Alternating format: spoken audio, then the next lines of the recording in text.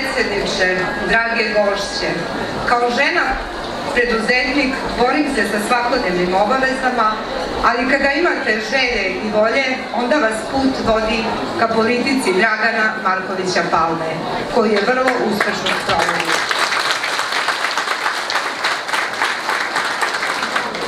Velika mi je čast biti izabrana za koordinatora i potpredsednika Aktiva žene Jedinstvene Srbije, ali i obaveza da u saradnji sa ostalim članicama delujem i pomažem u skladu sa politikom Dragana Markovića Palme, domaćinski.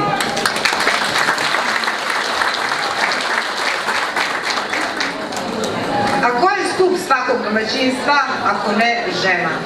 Dokazana i priznata kao domaćica, majka, supruga, žena danas ostvaruje jednako značajnu ulogu i u poslovnom svetu.